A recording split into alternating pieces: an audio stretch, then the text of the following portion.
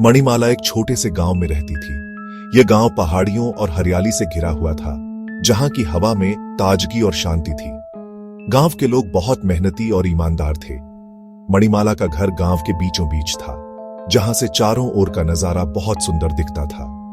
गांव के पास एक नदी बहती थी। यह नदी गांव के जीवन का अहम हिस्सा थी। गांव के लोग इस नदी से पानी भरते थे, अपने पशुओं को नहलाते थे और खेतों की सिंचाई भी इसी नदी के पानी से होती थी। नदी के किनारे बहुत सारे पेड़ थे, जो गर्मियों में ठंडी छाया प्रदान करते थे। मणिमाला को नदी किनारे खेलना बहुत पसंद था। वह बहुत मिलनसार थी, सबके साथ हंसती खेलती रहती। गांव के बच्चे भी उसके साथ खेलते थे और वह सबकी चहेती थी। मणिमाला का स्वभाव बहुत ही सरल और स्नेही था। वह हमेशा दूसरों की मदद करने के लिए तैयार रहती थी। मणिमाला पढ़ने में भी बहुत होशियार थी। वह हर रोज स्कूल जाती थी और अपने अध्यापकों की प्रिय छात्रा थी।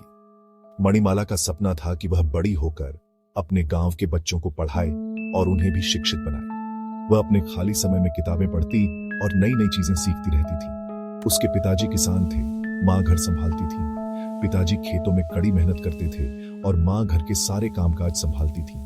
मणिमाला अपने माता पिता की इकलौती संतान थी और वह भी घर के कामों में अपनी माँ की मदद करती थी। वह अपने पिताजी के साथ खेतों में भी जाती थी और खेती के कामों में हाथ बंटाती थी। मणिमाला का परिवार बहुत ही साधारण और खुशहाल था। वे लोग एक दूसरे से बहुत प्यार करते थे और हमेशा एक दूसरे का ख्याल रखते थे। एक दिन गांव में एक नया लड़का आया। उसका नाम दिवाकर था। दिवाकर शहर से आया था। उसके पिताजी यहां अध्यापक बनकर आए थे। दिवाकर को गांव का जीवन अजीब लगता था। वह अक्सर अकेला बैठा रहता। कुछ दिन बाद दिवाकर का दाखिला मणिमाला के स्कूल में हुआ। दिवाकर एक शर्मीला और शांत स्वभाव का लड़का था। नए माहौल में उसे घबराहट हो रही थी। स्कूल के पहले दिन वह अपने माता पिता के साथ स्कूल के गेट पर पहुंचा। स्कूल की इमारत बहुत बड़ी और सुंदर थी। दिवाकर ने अपने माता पिता को अलविदा कहा और धीरे धीरे स्कूल के अंदर चला गया। प्रिंसिपल ने उसका स्वागत किया और उसे उसकी कक्षा तक पहुंचाया। कक्षा में पहुंचने पर दिवाकर ने देखा कि सभी बच्चे पहले से ही अपनी अपनी जगह पर बैठे हुए थे। वह एक खाली सीट पर जाकर बैठ गया। कुछ समय बाद उसने महसूस किया कि वह अकेला और उदास महसूस कर रहा है। उसे अपने पुराने दोस्तों की याद आ रही थी। मणिमाला ने देखा कि दिवाकर उदास बैठा है। वह समझ गई कि दिवाकर नया छात्र है और उसे मदद की जरूरत है। मणिमाला ने सोचा कि उसे दिवाकर से बात करनी चाहिए। वह उसके पास गई और उससे दोस्ती की। उसने दिवाकर से उसका नाम पूछा और बताया कि वह भी इसी कक्षा में पढ़ती है। धीरे धीरे दोनों के बीच बातचीत शुरू हो गई। मणिमाला ने दिवाकर को अपने दोस्तों से मिलवाया और उसे स्कूल के बारे में बताया। दिवाकर को अच्छा लगा कि मणिमाला ने उसकी मदद की। मणिमाला ने दिवाकर को अपने गांव की सैर करवाई। उसने उसे गांव के विभिन्न स्थानों के बारे में बताया। दोनों ने मिलकर खेतों में घूमा, नदी के किनारे खेला और गांव के मंदिर में जाया। दिवाकर को गांव का जीवन बहुत पसंद आया। उसे लगा कि यहाँ के लोग बहुत मिलनसार और मददगार हैं। धीरे धीरे दिवाकर गांव के जीवन में रहने लगा। उसने गांव के बच्चों के साथ खेलना शुरू कर दिया। तो गांव के विभिन्न कार्यों में मदद करने लगा। दिवाकर ने महसूस किया कि गांव का जीवन बहुत सरल और सुखी है। उसे वहाँ के लोग और उनकी जीवन शैली बहुत पसंद आई। मणिमाला और दिवाकर की दोस्ती और भी गहरी हो गई। अब दिवाकर को अपने नए स्कूल और गांव में बहुत अच्छा लगने लगा था। दिवाकर पढ़ाई में थोड़ा कमजोर था। वह अक्सर किताबों के ढेर के बीच बैठा रहता, लेकिन समझ नहीं पाता था कि कहां से शुरू करें। उसकी आंखों में निराशा और हताशा साफ झलकती थी। हर बार जब वह किताब खोलता तो उसे लगता कि यह उसके लिए बहुत मुश्किल है। मणिमाला उसकी पढ़ाई में मदद करती थी। वह दिवाकर को समझाने की कोशिश करती कि पढ़ाई कोई बोझ नहीं है, बल्कि यह एक अवसर है।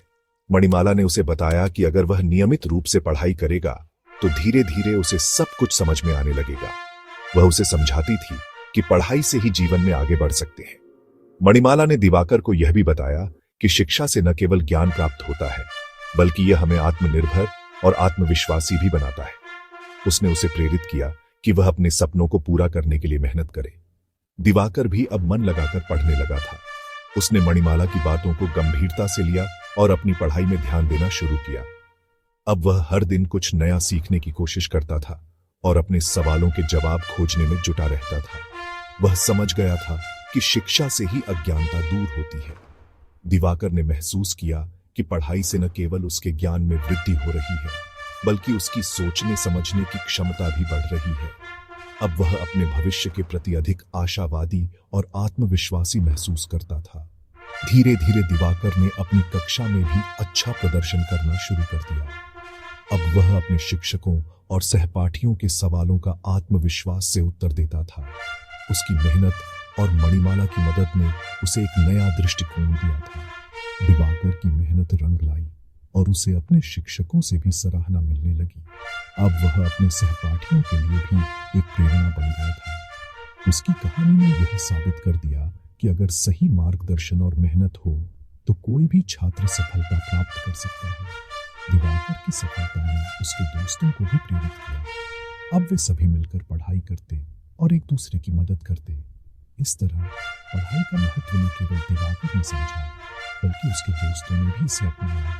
इस कहानी से हमें यह सीख मिलती है कि पढ़ाई का महत्व केवल अच्छे अंक प्राप्त करने में नहीं है, बल्कि यह हमें जीवन में आगे बढ़ने और अपने सपनों को पूरा करने में मदद करती है। शिक्षा से ही हम अपने जीवन को बेहतर बना सकते हैं और समाज में एक सकारात्मक बदलाव ला सकते हैं। एक दिन अचानक नदी में बाढ़ आ गई। पूरा गांव पानी में डूब गया। लोग इधर उधर भागने लगे। मणिमाला का घर भी बाढ़ की चपेट में आ गया था। वह बहुत डर गई थी। दिवाकर ने देखा कि मणिमाला मुसीबत में है। वह तुरंत उसकी मदद के लिए दौड़ा। उसने मणिमाला को एक ऊंचे स्थान पर पहुंचाया। दिवाकर ने साहस का परिचय दिया। गांव वालों ने एकजुट होकर बाढ़ का सामना किया। सबने मिलकर एक दूसरे की मदद की। धीरे धीरे बाढ़ का पानी कम होने लगा। गांव वाले फिर से अपने घरों को बनाने में जुट गए। कुछ दिनों बाद गांव फिर से हरा भरा हो गया। बच्चों के चेहरे पर फिर से मुस्कान लौट आई। मणिमाला और दिवाकर की दोस्ती और भी गहरी हो गई थी। वे दोनों साथ मिलकर पढ़ते और खेलते। मणिमाला और दिवाकर की कहानी हमें सच्ची दोस्ती का पाठ सिखाती है। मुसीबत के समय सच्चा मित्र ही काम आता है। हमें हमेशा दूसरों की मदद करनी चाहिए। एकता में ही बल है, यह बात हमें कभी नहीं भूलनी चाहिए।